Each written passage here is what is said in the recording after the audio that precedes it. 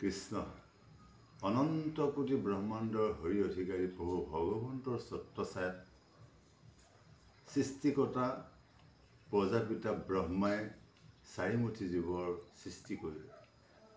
উৰণ বুৰণ গজন ভ্ৰমণ এই চাৰিমুঠি জীৱৰ ভিতৰত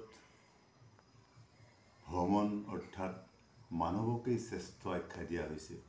কাৰণ মানৱে বহু ভগৱন্তৰ অৰ্চন বন্দন গুণানুকীৰ্তন কৰিব পাৰে আৰু মানৱে ভাল বেয়া বিচাৰ বিবেচনা কৰিব পাৰে।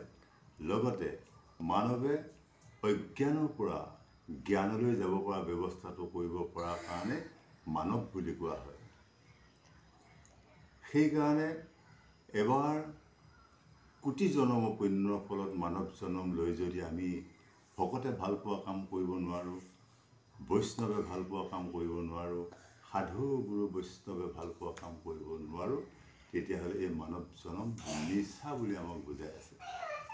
সেইকাৰণে সাধু গুৰু বৈষ্ণৱসকলে প্ৰাণায়ামৰ যোগেদি ৰেচক পূৰক কুম্ভক কৰি গ্ৰহণ বন্ধ আৰু এৰি দিয়া পদ্ধতিটো কৰি ৭২,০০০ নাৰীৰ লগত নিৰ্মল কৰি আত্মা আৰু পৰমাত্মা মিলন কৰি যি যোগ কৰি আছে,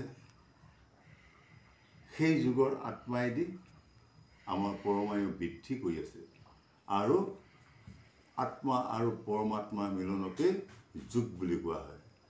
আমি যদি সদায় ভকত বৈষ্ণৱে ভাল পোৱা কাম কৰিব পাৰোঁ, সদায় যদি পিতৃ মাতৃক শ্ৰদ্ধা কৰিব পাৰোঁ, সৰুসকলকো যদি মৰম কৰি আমি এই চাৰিমুঠি জীৱৰ ভিতৰত যদি আমি শ্ৰেষ্ঠ মানৱ হিচাপে যদি আমি ভাল কৰ্ম কৰিব পাৰোঁ, তেতিয়া প্ৰভু ভগৱন্তই আমাক কৃপা কৰিব বুলি আমাক বুজাই আছে।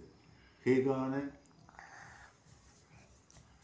এই মাৰ্গত তিনিটা মাৰ্গে বুজোৱা হয়। এটা হ'ল ভক্তি মাৰ্গ, এটা হ'ল জ্ঞান মাৰ্গ আৰু এটা হ'ল যোগ মাৰ্গ। এই তিনিটা মাৰ্গৰ ভিতৰত সাধুগুৰু বৈষ্ণৱ যোগী ঋষিসকলে যোগ মাৰ্গ সাধনৰ দ্বাৰা আমি জীৱন একত্ৰিত কৰি প্ৰভু চৰণত আমি লগাব পাৰোঁ। আমাৰ দেহত থকা ৰিপুবোৰৰ দ্বাৰা আমি পৰিচালিত হৈ আমি অশান্তিত থাকিবলগীয়া হয়। যদি কাম ক্ৰোধ লোভ মোহ মদ মাৎসৰ্য এইবোৰক যদি আমি শান্ত কৰি তেওঁলোকক যদি আমি অস্ত্ৰ হিচাপে চলাই যাব পাৰোঁ, তেতিয়াহ'লে আমি জীৱনত শান্তি পাম বুলি আজি সকলো ঋষিমুনিয়ে আজি সিদ্ধান্ত দি আছে। জীৱন আমাৰ অনিত্য, জলৰ বুৰবুৰণিৰ দৰে।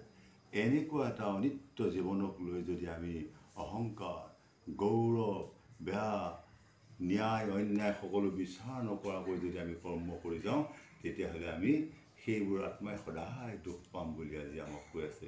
সেয়েহে কোটি জনমৰ পুণ্যৰ ফলত এবাৰ মনুষ্য জনম লৈ আমি যদি ভকত বৈষ্ণৱে ভাল পোৱা কৰ্ম কৰিব পাৰোঁ, সাধুগুৰু বৈষ্ণৱক যদি সেৱা কৰিব পাৰোঁ, দুখীয়া দৰিদ্ৰক যদি এটি সৰু হ'লেও দান দক্ষিণা দিব পাৰোঁ, সৰু সৰু ল'ৰা ছোৱালীবিলাকক যদি মই মৰম কৰিব পাৰোঁ, পিতৃ মাতৃক যদি শ্ৰদ্ধা কৰিব পাৰোঁ, তেতিয়াহ'লে এই মানৱ জনম লোৱা সামফল হ'ব বুলি আজি আমাক চৈধ্য শাস্ত্ৰ ১৮ পুৰাণে আমাক বুজাই আছে। সেই সাধুগুৰু বৈষ্ণৱসকল, মনুষ্যসকলৰ আমাৰ কৰ্ম কি? আমি ক'ত আছিলোঁ, ক'লৈ আহিলোঁ আৰু এতিয়া আমি কি কৰি আছোঁ আৰু প্ৰকৃততে আমাৰ কৰ্ম কি আছিল?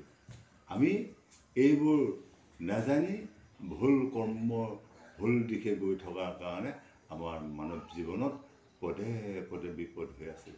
গতিকে আমি যি ঠাইৰ পৰা আহিছিলোঁ সেই কৰ্মই আমি কৰি আহিছোঁ। কোনোবা আহি আছে ব্ৰহ্মলোকৰ পৰা, কোনোবা আহি আছে শিৱলোকৰ পৰা, কোনোবা আহি আছে বিষ্ণু লোকৰ পৰা, কোনোবা আহি আছে জলাশয়ৰ পৰা। যি ঠাইৰ পৰা জীৱ আহি থাকে তেনে কৰ্ম কৰি মানুহ চলি থাকে। গতিকে যদি বিষ্ণু লোকৰ পৰা অহা জীৱটো যদি বিষ্ণু কৰ্ম কৰি যদি তেওঁলোকে ভাল ভাল কাম কৰি যদি ইহকাল পৰকাল কৰিব পাৰে, সিজন্মতো তেওঁ শান্তিয়ে থাকিব পাৰে বুলি আমাক বুজাইছে। সেইকাৰণে মনুষ্য জনম লৈ কাকো হিংসা কৰিবলৈ আমাক কোৱা নাই, কাকো বেয়া পাবলৈ কোৱা নাই, কাৰো আত্মাত দুখ পোৱা কথা ক'বলৈ কোৱা নাই। সকলোকে সমভাৱে কথা কৈ এই পৃথিৱীত চলিব পাৰিলেহে মানৱ জনম লোৱা সাম্ফল হ'ব বুলি আমাক আজি বুজাই আছে। কৃষ্ণ।